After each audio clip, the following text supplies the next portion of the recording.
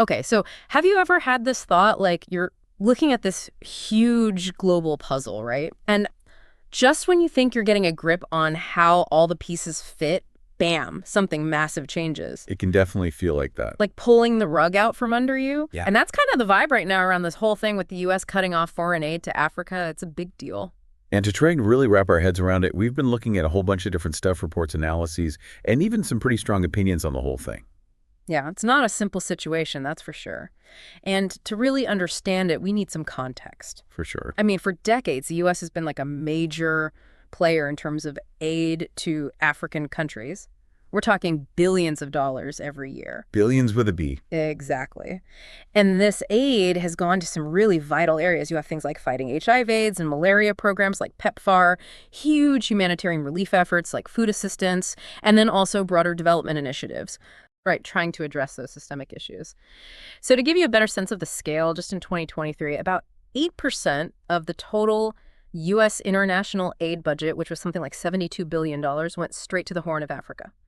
And get this, one single country, Ethiopia, received over $1.7 billion. Wow. That's massive. And that's what's got a lot of people freaking out a little. I mean, when you suddenly pull that much support, the immediate reaction is like, oh my God, this is going to be a humanitarian disaster. Yeah, that's the knee-jerk reaction for a lot of folks. But there's this other side to this story, a really interesting counterargument, actually, that suggests this could be a chance for Africa to redefine its relationship with the rest of the world. Like maybe this is a moment to break free from certain dependencies. A forced reset, maybe. Exactly. So what we really want to unpack today is this central question. Are we on the verge of a full-blown crisis? Or is this potentially a turning point? A chance for some serious positive change? We'll be diving into the immediate impacts everyone's worried about, but we'll also be looking at some more critical perspectives, especially from Ambassador Chihambori Kwao, who has some really thought-provoking things to say about the whole aid system and its long-term effects. Right. It's not enough to just say, okay, the money's gone. We need to understand the whole picture. For sure. Why is this happening now? What's the historical context that led to this level of reliance on aid? And maybe the biggest question of all, what does all this mean for the future of these nations and how they fit into the global landscape? So let's jump right in and start by looking at those immediate concerns, those things that are making people nervous. Absolutely. Because when you first hear about this, you can't help but think about the human cost. What's going to happen to all those people who rely on these programs? And one area that really sticks out is healthcare. A huge chunk of U.S. aid has been going towards health programs in Africa, and a lot of the progress they've made in fighting major diseases has been thanks to this support. PEPFAR is a perfect example. It's been around since 2003 and has invested over $110 billion. That's an incredible amount of money. But now that funding is drying up, what happens next? It's a valid question. And what's really concerning is the level of dependency programs like PEPFAR have created. Take Uganda, for instance. Nearly 2/3 of all the money they had for HIV programs came from PEPFAR. So when you suddenly slash that funding, the ripple effects are immediate and they're widespread. We're already seeing reports of clinics and hospitals struggling to get essential medications. And it's these individual stories that really hit home, you know? Like, there's this woman, Sophia Mwenda, in Tanzania. She walked 6 miles to her clinic, only to be told they were completely out of her HIV medication. That's awful. It is. It makes you realize the real human cost of all this. And there's this fear that this is just the tip of the iceberg. We could see HIV/AIDS making a comeback alongside other diseases like malaria and tuberculosis, and all the progress they've made in maternal and child health could be lost. It's a huge setback. And it highlights how fragile a lot of these healthcare systems still are, despite all the aid they've received. Pulling the rug out from under them like this could not only stop progress, it could actually reverse it. We could see a lot of preventable deaths and unnecessary suffering. And it doesn't stop there. Food security is another massive concern, especially in the Horn of Africa. I mean, this region is already incredibly vulnerable because of climate change. You've got droughts, floods, and now you take away this lifeline of aid. It's like throwing fuel on the fire. It's a recipe for disaster. And it raises this question about resilience, right? The Horn of Africa has been dealing with severe drought and even famine in recent years. Right. And unfortunately, all the predictions are saying it's only going to get worse. And it's not just about providing food during emergencies.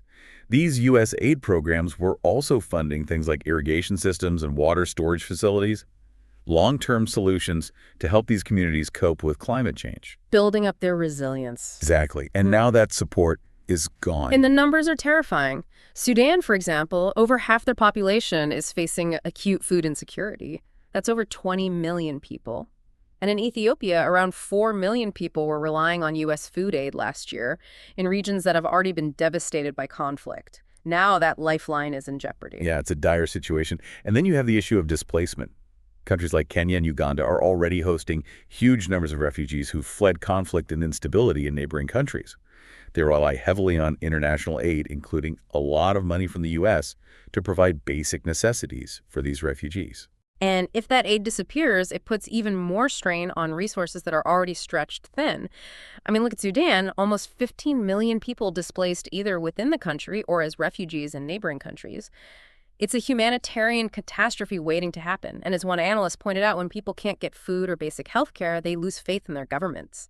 And that breeds instability and conflict. Right, so this isn't just a humanitarian issue. It has major implications for peace and security across the entire region. Exactly. It's a domino effect. So the potential for immediate suffering is undeniable. But our sources also force us to ask a bigger question. Has this aid, despite all the good intentions, actually been part of the problem? Right, we've looked at the potential immediate crisis, but now we need to dig a little deeper and examine the role aid has played historically. And this is where Ambassador Chihambori Kwao comes in. She has some strong opinions about USAID and similar NGOs, calling them a wolf in sheep's clothing, which is pretty harsh. It is. And her argument really challenges the mainstream view of aid. She's basically saying that these organizations, despite all their talk about helping people, are actually more interested in destabilizing African governments. That's a bold statement. It is. Yeah. But she backs it up by pointing to how they often provide support to opposition groups and meddle in domestic politics. She also asked a really important question. If USAID has been operating in Africa for decades, why haven't we seen more lasting improvements in education, healthcare, and other crucial areas? Yeah, it's like she's saying the aid itself is contributing to the problem, not solving it. And she doesn't stop there. She actually claims that many African leaders are secretly happy to see USAID. Which seems counterintuitive, right? Totally. Especially considering all the potential suffering we just talked about. Right. But her argument is that while individual aid workers might have good intentions, the overall agenda of these organizations often serves someone else's interests, not Africa's. And she uses the example of the U.S. sanctions against Uganda in 2014 over their anti-homosexuality laws. Right. That's a prime example of how aid can be used as a political weapon, a way to force countries to comply with certain policies. Just coercion, basically. Exactly. And then she brings up this really interesting concept, the exploitation paradox. She cites a report that shows that Africa actually loses more money than it receives in aid. Like there's a net outflow of resources from the continent. Wait, so more money's leaving Africa than's coming in through aid. How's that even possible? It's because of several things. You've got debt repayments on loans, profits from multinational corporations being sent back to their home countries, illicit financial flows like tax evasion and corruption. Then you have skilled workers leaving Africa, and maybe most importantly, the extraction of natural resources, often at really bad deals for African countries. Wow. It's like they're getting robbed blind. That's essentially what she's saying, and she sums it up with this powerful statement. It is Africa that is aiding the West. Whoa. That completely flips the script. It does, and she directly connects this to the long history of exploitation in Africa, going all the way back to colonialism. Right. All those years of European powers extracting resources and enriching themselves at Africa's expense. Exactly. And she argues that this pattern of exploitation didn't end with colonialism. It just continued in a different form through multinational corporations and unfair trade deals. So basically, Africa's been stuck in this cycle of exploitation that's kept it underdeveloped and reliant on aid? That's the core of her argument. And she points out that Africa actually played a big role in helping Europe recover after World War II. They provided tons of raw materials that fueled Europe's economic comeback. But unlike the U.S., which helped rebuild Europe with the Marshall Plan, Africa never really got anything in return. So she's saying that Africa helped rebuild Europe but still remains trapped in poverty and dependence. That's a pretty sobering thought. It is. And she brings this argument right up to the present day by looking at the high levels of aid dependency in the Horn of Africa. And those numbers are shocking. They are. In 2023, U.S. aid made up almost half of all external assistance to Sudan. For South Sudan and Somalia, it was over half, and for Ethiopia, it was a whopping 60%. That's insane. No wonder they're worried about the U.S. cutting off aid. Right? It just shows how vulnerable these countries are when they rely so heavily on one source of funding. Okay, so we've looked at the potential for a humanitarian crisis, and we've examined this really critical view of aid. Now, let's consider the other side of the coin, the idea that maybe this could be a good thing for Africa. A blessing in disguise, perhaps. Exactly. Ambassador Chihambori Kwao seems to think so. She's calling on African leaders to adopt an Africa-first approach. What does she mean by that? She's basically saying that African nations need to take stock of their own resources, their own wealth, and stop relying on handouts. She calls the aid they're getting peanuts compared to the amount of wealth that's being extracted from the continent. So instead of relying on aid, she wants them to focus on controlling their own resources and benefiting directly from them. Exactly. And she uses the example of Niger, which took control of its uranium mining operations. Oh, yeah, I read about that. Apparently, they were getting almost nothing for their uranium, which is a valuable resource. But once they took control and negotiated better terms, their revenue went way up. Like, how much are we talking? Well, before they were getting something like $1 billion from uranium. $1 billion. Yeah, but with those resources, they were only bringing in a tiny amount in revenue. Now they're potentially looking at generating over $300 billion annually just by taking control of their own mining. That's a massive difference. It is, and it really highlights her point about how much wealth is being lost through these unfair deals. But obviously, Niger's just one country. How can this kind of thing be replicated across the entire continent? Well, she talks a lot about the need for increased trade and cooperation among African countries. Like, instead of relying on outside markets, they need to build up their own internal economic power. Right, so strengthening those ties within Africa. Exactly. And she sees initiatives like the African Continental Free Trade Area, SCFTA, as a huge step in the right direction. Makes sense. If they can boost trade with each other, they become less reliant on economies outside Africa. And that gives them more bargaining power on the global stage. So it's about building up that internal strength. Right. And she also emphasizes the importance of domestic resource mobilization. What's that? It's about improving tax collection systems, getting rid of corruption, and making sure that the money generated within African countries stays in Africa and is used to fund their own development priorities. Okay, so it's about creating a more self-sufficient system. But what about engaging with the rest of the world? Does she think Africa should just cut itself off completely? No, not necessarily. But she's a big advocate for diversifying partnerships. You mean? Well, obviously, China has become a major player in Africa, and the European Union's still a big presence. But her point is that African nations need to be smart about these relationships.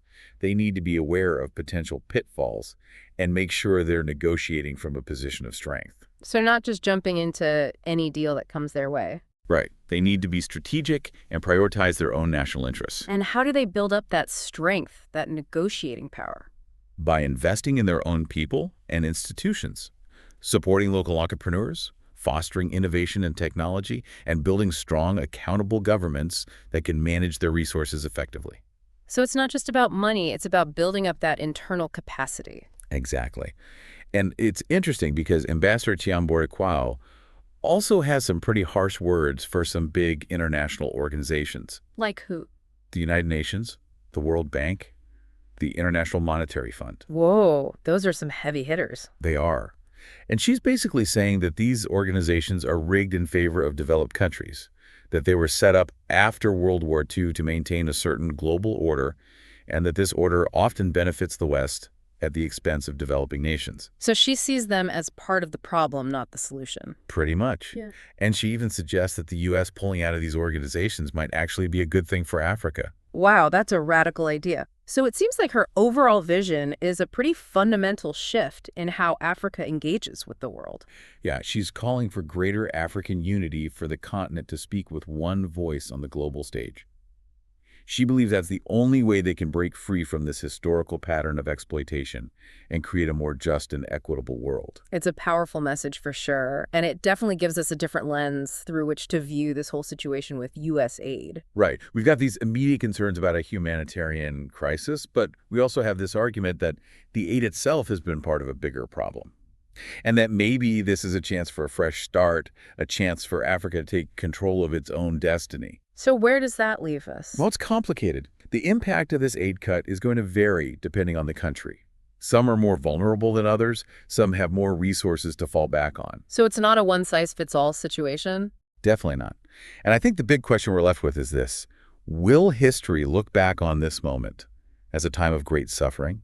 Or will it be seen as the turning point that finally pushed African nations towards true independence and a more equal footing in the world? That's the million-dollar question. And unfortunately, there's no easy answer. But it's something we all need to think about and engage with. We encourage you to keep learning about these issues, to explore the potential of initiatives like the ACFTA, to look into the role of China in Africa, and to dig deeper into the complex history of aid and dependency. Thanks for joining us for this deep dive.